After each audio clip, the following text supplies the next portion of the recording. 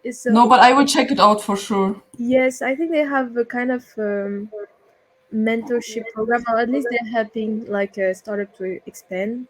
Um, Hmm. I had a coffee kind of. I won a virtual coffee with the CEO. It was Oh, really nice. nice. So maybe you can look missing Lincoln. Uh, Messe München, yes. Thank you. So that, but incubators are really a great way yeah, thank you. Ah, thank you, Victor.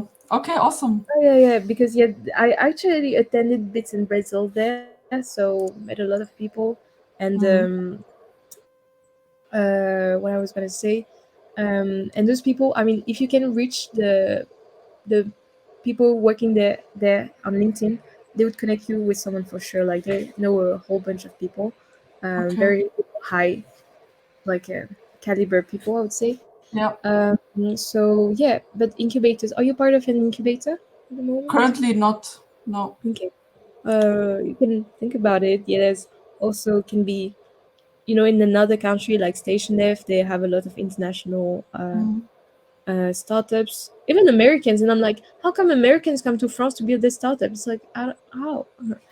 Um, but yeah, look for them for mentors. It's super important. Some would give you like it would be like coaches slash mentors, and some would be really focused on the psychology, like how are Hmm. you handling, how you feeling now, how do you handle the pressure. Um, Yeah. Well, okay, good to know. Thank you so much. so you're welcome. Thank you for your question. So Julian, you're Thank in America you. in station there. I am. In which program are you, Julian? I see many people from station there. Ice typing. Oh, my meat doesn't. Ah, no problem.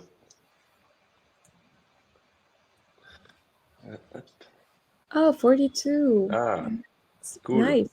Oh, okay. So you guys are together. I always thought 42 by the end of the year. That's what I was talking with Maxence before you guys came. Mm. It was very Yeah, great event. yeah. It's nice. But So so we don't so we see guys from 42 that often at station. If I'm also there, but we don't see you guys. Where are you? Um, I don't know if you anyway, have any question. I think it's fine. Maybe we can wait a minute to if you have any question.